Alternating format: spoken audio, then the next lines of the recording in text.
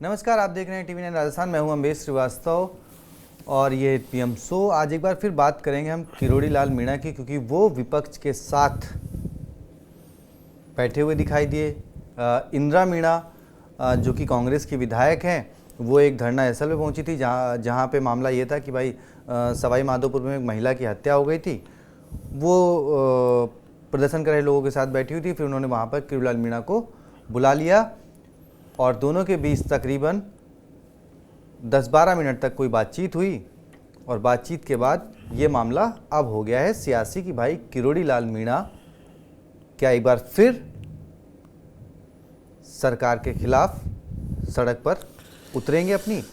और इसके साथ ही उनका एक बयान भी वायरल हो रहा है जो कि उन्होंने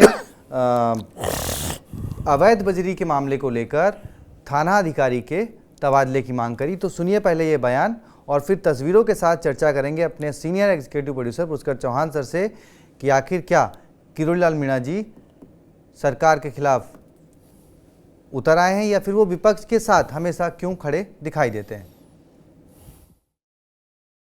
मेरी सुनो, आप ऊपर अधिकारी से बात करो। तुरंत 8 घंटे में थानेदार यहाँ से रिलीज हो जाना चाहिए। आज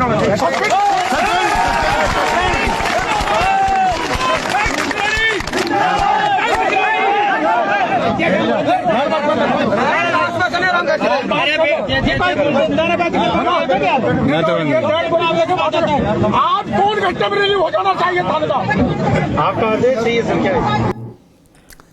पहले गुस्सा मंच पर और उसके बाद फिर एक मंच पर विपक्ष के साथ इंदिरा मीणा के साथ किरोड़ी लाल मीणा। सर, गुस्सा आपने देखा बाबा किरोड़ी का कि 8 घंटे के अंदर थाना अध्यक्ष सस्पेंड हो जाए, बाहर होने चाहिए। जी, मुझे ये नहीं समझ में आता वो मीडिया में आके क्यों कहते हैं। मुख्यमंत्री के पास सीधे एक्सेस है, टाइम लेने की जरूरत नहीं। कैबिनेट मंत्री खट सजाएं और कहें ये रखी फाइल, इस पर साइन करिए, या जहाँ के थाना अध्यक्ष को हटवाना तुरंत ही एसपी को बोलें कि प्रमुख सचिव को लाइन पे लें, कहें कि इनको हटाना है, ये तुरंत खुद बर्खास्त कर दें, खड़े खड़े नोटिस दिलवा दें। जनता को आप समझा रहे हैं, मीणा समाज से प्यार छोड़ नहीं पा रहे हैं। नरेश मीणा केस में भी पहुंच गए, यहाँ भी पहुंच गए। आप सरकार में मंत्री हैं या क्या है? विपक्ष के नेता के साथ अभी और कोई बैठ जाए जाके, आप लोग तो और हंगामा काट देंगे।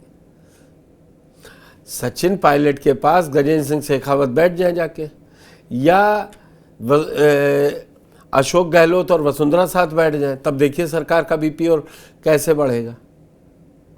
या तो अब किरोड़ी लाल मीणा जी को लोग समझ चुके, बोले ये ऐसे ही करेंगे और कुछ करेंगे नहीं, हार्मलेस लोग हैं। करते क्या है मुझे तो ये नहीं समझ में आता। इससे सरकार बैकफुट पे गई कि नहीं गई। आप किसी विपक्ष के धरना प्रदर्शन में बैठे हैं, अगर आप बताइए ना, आप लगातार उठा रहे थे, आपके पेज पे होगा ना कि जब सचिन पायलट अशोक गहलोत खिलाफ बता रहे थे ये सरकार में ये गलत हो रहा वो गलत हो रहा, तो फिर किसकी क्रिकेट? कांग्रेस ने 1/4 साइड कर दिया कि अब वो न डिप्टी CM रहेंगे न प्रदेश अध्यक्ष रहेंगे। यहां पे डीलिंग मुझे लगता है कम से कम कांग्रेस की बिल्कुल साफ सुथरी रही। जी, जब सर से पानी गुजरने लगा उन्होंने कहा ठीक है, फिर जनता के मुद्दे उठाइए, विधायक बन के रहिए। जनता के मुद्दे उठाने तो जब आपने पिछले साल कहा था कुर्सी छोड़ दी है, गाड़ी लौटा दी है, साइन नहीं कर रहे थे, फिर सब क्यों करने लगे? अब ये बताइए जनता क्या काम बन गया? और हर 15वें दिन आप उठा के देख लीजिए, चर्चा में किरोड़ी लाल मीणा इसलिए रहते हैं कि या तो माफ़ी मांग रहे होते हैं या सरकार के विरोध में खड़े दिख रहे होते हैं।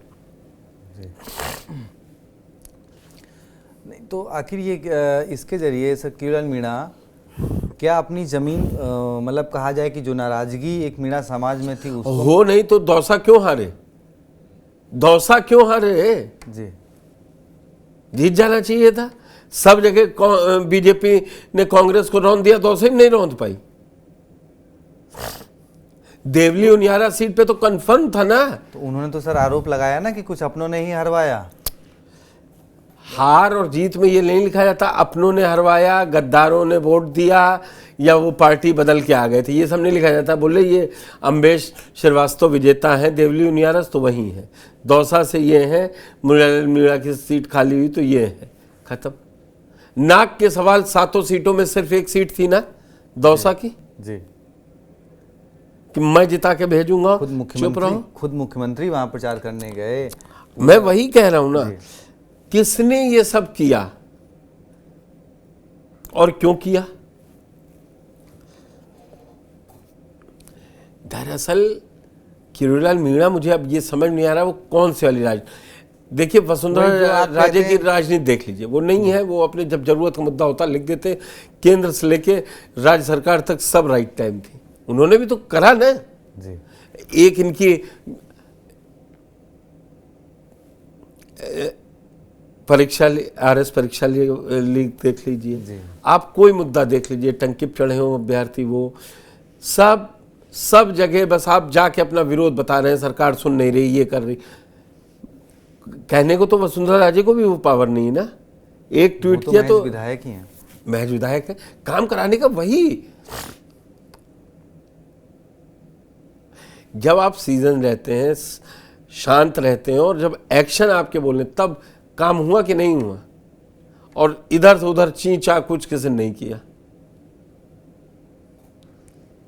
नहीं तो किरोड़ीलाल मीणा सर क्या फिर वो मतलब अब ठीक है वापस आ गए, सब मंत्री पद ग्रहण कर लिया, लेकिन अभी जो सरकार जो एक मतलब उनके मन में वो टीस है कि भाई मुझे बेहतर मंत्री पद नहीं मिला, मंत्रिमंडल नहीं मिला, मंत्रालय जिसको कहा जाए, तो मत लीजिए ना। मैं इतिहास के दोनों तरफ के लोगों के एक नहीं कई कारण दे दें जी। UPA 1 सरकार थी, अंबिका सोनी को स्टेट मिनिस्टर बनाया जा रहा था, इस्तीफा दे दिया। 89 में VP सिंह सरकार में स्टेट मिनिस्टर बनाया जा रहा था, नहीं लिया लोगों ने। ये तो आपके हाथ में है ना। तो इसको सर मुख्यमंत्री के लिए कितनी चुनौती के तौर पर? बिल्कुल चुनौती। अब इस समय सरकार सवाल उठ रहा है तो किस पे उठ रहा है? किरोड़ीलाल मीणा पे उठ रहा है, क्योंकि गृह मंत्रालय उनके पास है, मामला पुलिस गृह मंत्रालय का हो या किसी का हो, अगर किसी भी सरकार के मौजूदा सरकार के खिलाफ विरोध प्रदर्शन हो रहा है, इसका मतलब सीधे CM के ऊपर अटैक है। भाई कैबिनेट मिनिस्टर भी घेरा जा रहा है तो वो CM के ऊपर अटैक है। अभी ये किरोड़ीलाल मीणा तो आखिर में यही तो माना जा रहा है ना कि सरकार मुख्यमंत्री कुछ कर नहीं पा रहे हैं क्या, ऊपर से हाथ बंधे हैं क्या। और आप ये देखिए माफी भी मांग लेते हैं, अभी कहीं गड़बड़ है, कहीं फोन टैप है, वो विभाग किसके अंडर में काम कर रहे हैं? मुख्यमंत्री की। बात खत्म है। ये तो किरोड़ीलाल मीणा को सोचना होगा ना। आप कैबिनेट मंत्री पद पर रहते हुए काम संविधान के दायरे में करेंगे, मैं ये गलत नहीं मानता हूं, लेकिन अब उनको लग रहा है ये जनता से जुड़ा मुद्दा है, वो पहुंच गए, तो फिर सरकार में क्यों रहे हैं? आप यहाँ पे बैठे हैं, आप कहते ठीक है आप धरना दे दीजिएगा, इंदिरा मीणा ने बुलाया था, बोले आप आइए चैम्बर में बैठिए, जो काम होगा हम प्रेषित करेंगे, मुख्यमंत्री से मिलवाएंगे, जरूरी है। ये तस्वीरें क्या दिखा रही बताइए?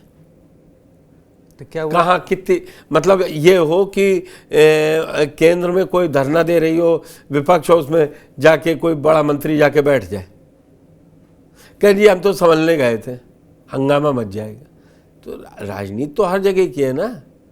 और या तो आप कोई समझा के निकल आते हो कि धरना ही खत्म कर दिया हमारी बात समझ के इंदिरा मीणा ने। भाई आपका सक्सेस वो है कि सरकार के खिलाफ धरने बैठे थे, आप पहुंचे, उन्होंने धरना विपक्ष ने खत्म कर दिया। आपकी सफलता वो नहीं कि विपक्ष धरना दे रहे हैं हम भी साथ में, हाँ ये होना चाहिए, अन्याय हो रहा है, ये सफलता नहीं है। सबसे बड़ा सफलता है कि आप मंत्री पद भी एंजॉय करना चाहते हो और जो गलत हो रहा है उसको भी नहीं बोलेंगे।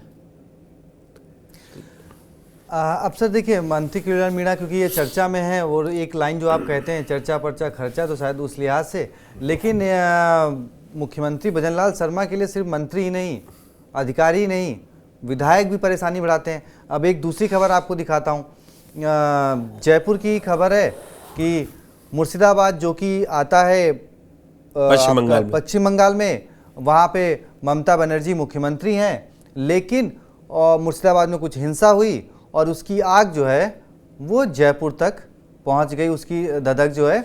और जयपुर में बाल मुकुंद आचार्य ने वीएचपी के साथ एक बड़ा प्रदर्शन किया, आरोप प्रत्यारोप लगाए। क्या कुछ उन्होंने कहा पश्चिम बंगाल की मुख्यमंत्री ममता बनर्जी के बारे में, एक बार जरा वो सुनिए। मुख्यमंत्री को कहीं ना कहीं शर्म खुद को कर लेनी चाहिए और अपना पद का त्याग करके और उन्हें खुद को अपने आप को चुल्लू भर पानी में डुबो लेना चाहिए। और राष्ट्रपति महोदय से मैं निवेदन करता हूं कि अब हिंदुओं पर जिस प्रकार का अत्याचार हो रहा है, ये मुगल शासन में भी ऐसा होता था। मुगलिया लोग ये इस प्रकार से अत्याचार करके धर्म परिवर्तन कराने का काम करते थे। हिंदू समाज की बहन बेटियों को उठाकर ले जाते थे, उनके व्यापारों को लूटने का काम करते थे। उस प्रकार की घटनाएं अगर आज पश्चिम बंगाल में हो रही है, मैं मानता हूं कि ममता बनर्जी कहीं ना कहीं उन मुगलों के ही स्वभाव के और कहीं ना कहीं उन्हीं के वंशज की लगती हैं, जिस प्रकार की हरकतें वो वहां करवा रही हैं। तो ममता बनर्जी को बर्खास्त करके जेल में होना चाहिए और राष्ट्रपति शासन वहां लगना चाहिए। पश्चिम बंगाल जैसे में बांग्लादेश जैसी स्थिति बनाकर मुझे लगता है कि ममता बनर्जी जिस प्रकार से पाकिस्तान बना, बांग्लादेश बना, मुझे लगता है पश्चिम बंगाल एक देश बनाने की योजना और षड्यंत्र तो नहीं रच रही। और घुसपैठियों को घुसाने का काम भी ये ममता बनर्जी के माध्यम से बॉर्डर से होता है और वहीं से अन्य अन्य स्थानों पर बांग्लादेशी घुसपैठिया, रोहिंग्या इत्यादि आते हैं। तो ममता बनर्जी पूर्णतः षड्यंत्र रच चुकी है देश को बर्बाद करने का। इसलिए अब हिंदू समाज आक्रोशित है। इन देशद्रोहियों को अब सजा देने की आवश्यकता है। तो चलिए अब चर्चा करते हैं। सर, आपने बयान सुना, उन्होंने ममता बनर्जी के बारे में मुगलों तक पहुंच गए कि भाई हमें लगता है कि मुगलों की वंशज हैं, उनको ममता बनर्जी को देशद्रोही तक करार दे दिया और भी बहुत कुछ। सारे सर्टिफिकेट बांट दिए बाल मुकुंद आचार्य। जी, तो मुकदमा क्यों नहीं दर्ज करवा रहे हैं? देशद्रोही मुख्यमंत्री है, ये सस्ती लोकप्रियता का सबसे बड़ा प्रोडक्ट है बाल मुकुंद आचार्य राजस्थान में। हर दूसरे हर हिंदू मुसलमान जिसमें हो रहा होगा वहां ये मौजूद हो जाएंगे। कभी आधार कार्ड चेक। आज आप एक खबर बता रहे थे कि उस पे नहीं बोलेंगे कि जिसमें नौकरी निकली है सबसे लोअर क्लास के लिए और पीएचडी वाले अप्लाई कर रहे हैं, उस पे बाल मुकुंद आचार्य मिलते नहीं, बोलते नहीं दिखाई देंगे, कभी नहीं दिखाई देंगे। आर्थिक समस्याओं पे बोलते नहीं दिखाई देंगे। कहाँ की सरकार हिंदू विरोधी है, कहाँ बोलना है, क्या बोलना है, सब पता है। राजस्थान की जनता येलो अलर्ट के साथ मौसम में लू की मार, आपके वहाँ पर क्या प्याऊ की है व्यवस्था, क्या है वो कुछ नहीं मालूम। बिजली आ रही नहीं आ रही, ग्रामीण क्षेत्र में क्या हाल है ना साहब। हिंदू मुस्लिम मुर्शिदाबाद तक बताना है। ठीक है, बताइए। अगर आपको लगता है आपकी पार्टी का एजेंडा है तो होना ही चाहिए। इसी से तो पोलराइजेशन होगा, इसी से वोट मिलेगा। उससे वोट उससे थोड़ी ना मिलेगा। तो हवा महल की जनता, बात जनता की नहीं है, बात ये लोग सरकार ने नहीं, ना कोई पार्टी का कोई कार्यकर्ता, वो अपना हिंदू जगा रहे हैं, उनका अपना अलग एजेंडा चल रहा है। तो फिर वो अखिलेश यादव कहते हैं ना, ये तो बीजेपी वाले ट्रूपर्स बना रहे हैं। भाई इस पे आप ये क्या झंडे लहरा के, ये आखिर मुर्शिदाबाद में हिंसा हुई है तो फिर केंद्र सरकार है, शिकायत करिए, राष्ट्रपति शासन लगवाइए।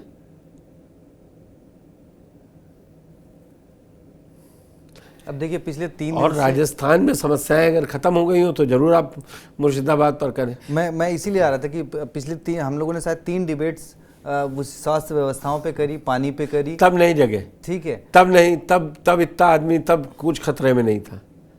उसमें इनको बताइए कोई भी मुसलमान पर नहीं था, सब हिंदू ही थे जी।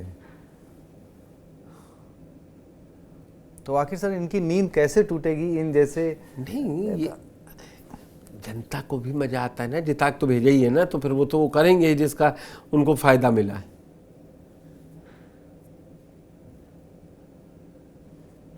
जी।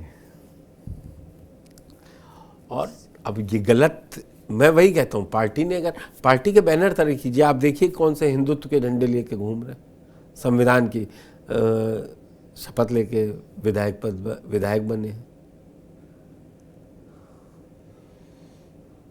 नहीं, और एक सवाल सर मेरा, क्योंकि मैं जब ये स्टोरी बना रहा था, जब मैंने स्टोरी बनाई तब भी मेरे दिमाग में आया कि कई बार हम कहते हैं कि संवैधानिक पद पर बैठे व्यक्ति के बारे में जब कोई टिप्पणी करता है तो उसका बड़ा विरोध होता है। बाल मुकुंद आचार्य, भाई ममता बनर्जी कुछ भी है, मुख्यमंत्री हैं, संवैधानिक पद है, वो अलग ही एक गंगा बह रही, उसमें सब स्वच्छ होते जा रहे हैं। ठीक है, वो तो पश्चिम बंगाल की बीजेपी तो क्या क्या बोल रही, तो कम ही बोल रहे। चलिए, तो ज़रूरत राजस्थान में एक स्टोरी है, अभी देखिएगा TV9 राजस्थान के पेज पर कि 53,000 4th ग्रेड की नौकरी, और उसके लिए एप्लीकेशन जो आए हैं वो 24 लाख, और उसमें जो अप्लाई करने वाले हैं, जबकि ज़रूरत वहाँ पे 10th पास वाले की है, लेकिन वहाँ पर MBA, BBA, PhD ऐसे डिग्री धारक जो है उसके लिए अप्लाई कर रहे हैं। हमारे सहयोगी ने उनसे बात भी करी। तो ज़रूरत इस वक्त किस चीज़ की है वो आप समझिए, और आप खुद स्टोरी को और इस हमारी डिबेट को शेयर करिए, ताकि जो इस जहां बैठे हैं, जो जिम्मेदार व्यक्ति हैं, वो इस चीज़ को समझ सकें कि राजस्थान के युवाओं को ज़रूरत किस चीज़ की है, राजस्थान के लोगों को ज़रूरत किस चीज़ की है, तो उनकी ज़रूरतें पूरी हो सके, ना कि इस तरीके से झंडे, बैनर और पुतले जलाकर समस्या को और बढ़ाया जाए। तो आपकी क्या राय है कमेंट बॉक्स में बताएं, और 24 लाख जो बेरोजगार हैं जिन्होंने अप्लाई किया है, वो खबर भी TV9 राजस्थान पर देख सकते हैं आप। बहुत बहुत शुक्रिया, धन्यवाद।